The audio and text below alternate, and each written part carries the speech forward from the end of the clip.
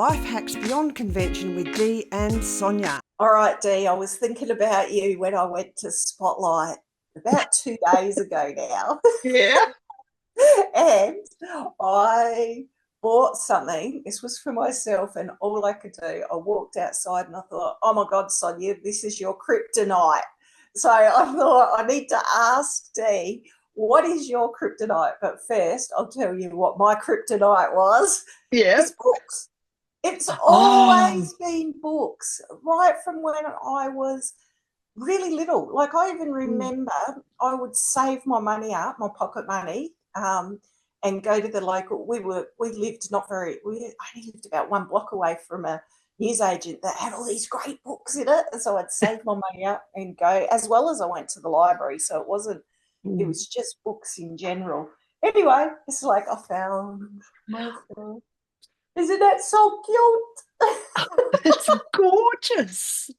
So like, it's $40, and I just thought, and I just thought, oh man, Sonia, because I've been on a budget that I've been sticking to because I've got some, financial goals, and so I've been trying to stick really tightly hard line with myself about my budget, because it's like, no, I've got these goals I want to meet, and good help myself. I took the money out of my one account and stuck it into another account. It's like, yeah, I'm spending that. That is one of my kryptonite. Yeah. And I thought, this is a good question for Dee. What is your kryptonite, Dee? Do you know? Wow. That's a hard one because I do change interests. So I've probably got to pick 3. Depending on the season. That's where I came up with the belief that I probably have ADHD, because it's like all down the rabbit hole, buy it all. I don't buy horse equipment anymore because I've learnt that I don't need it. And that was a really bad one early on. But of course, I was back into horses after a 20-year break, so it was bound to be. I would say technology from a business perspective, and it's not, the peripherals, but also the programs or AI, stuff like that. I'm like, oh, yeah. So, and I think a lot of entrepreneurs have a huge problem signing up for courses that they never do, free courses. I've stopped doing that. So, so the technology from a business perspective, I can still be tempted with the scrapbooking gear, paper and equipment. So, from the hobby side, probably that. And like you, books. It's interesting, isn't it? Because I was walking out of the store and I just thought, I didn't even go in for that. I went in to get a needle. I just needed a large tapestry needle because I've been trying to get the wool, and the head wasn't big enough, and I thought, I just got to go and buy a big needle. And so of course then when you're in the store, I thought, just go and have a look at the wool.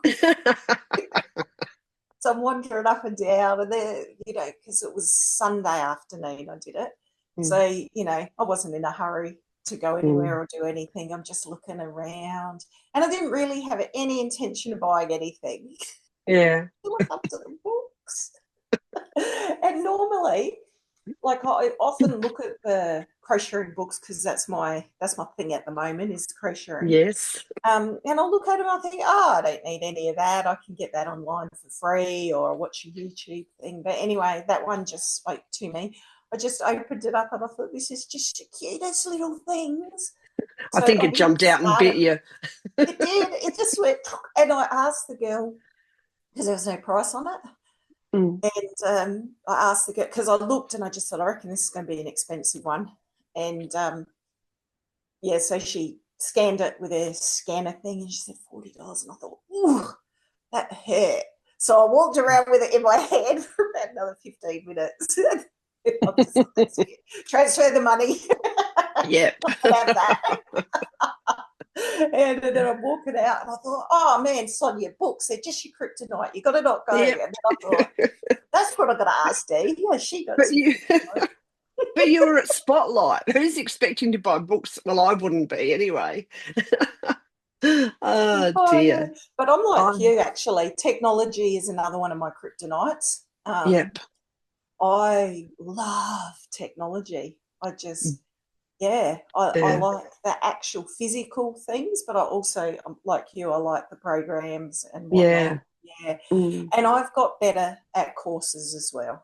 So yes. that actually probably isn't a kryptonite for me anymore, but Mm, it has been. yes. Yeah. Yeah. Mm. I tell you who was into technology, and this is 60 years ago, and it was my Yeah. grandfather. Ah, So see, if they yeah, bought you out, got it honestly. yes. So 60 years ago, what was in vogue? Well, you could get a milkshake maker. So my grandmother Mm. had one of those, whether she wanted it or not. She had an electric can opener. I don't think it ever got used. He What would about buy mix all of the masters? Because that gadgets. would have been a 50s, 60s thing, wouldn't it? Yeah, she Those had, stand mixers. yes, yeah, Yeah, and stab mix, anything that came out that was yeah, electronic, my yeah, grandfather would buy and put in the kitchen, and yeah. yes, and there it would stay. So did he have a television early? I don't know because we lived at Cook, so we didn't get a Yeah. television until I was older than that. So I don't know Mm, if they had one or not. I mm, Yeah, they probably did because I remember he would always be watching the news, and so I would mm-hmm, be in another yeah, wasn't mm. interested in TV because we didn't Yeah, have one, and whatever I saw on a screen was boring to me. I'd just go and do mm, something else. So, and mm. I'm Well, and of still course, not, back then it was all black and white, so there was nothing yeah. to capture your attention in the same way that Mm. it is now. Yeah, and we would have had to be quiet in the room. Like that's not happening. Mm, I'm a kid. mm. So yeah, I was probably in the kitchen with grandma looking at all the unused electronics. Yes. So Or in the office reading their books. yes. Actually, I don't remember them having a lot of books. Yeah, okay.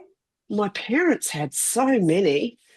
My parents had rafts and rafts of books when Mm, Telecom in those days, or PMG previously, moved them on the moving list because the company would send a moving list, mm, and mum would say, oh, count everything. And she'd mm, say, well, we've got hundreds of books. And they said, I'll just put, a number of books. So she wrote what they said, and they rocked up and they had to go back and get extra boxes because they just mm. didn't have enough. Yeah. Yep, So, yep, hmm. yep, And some of those have landed here, of course, yeah. since then.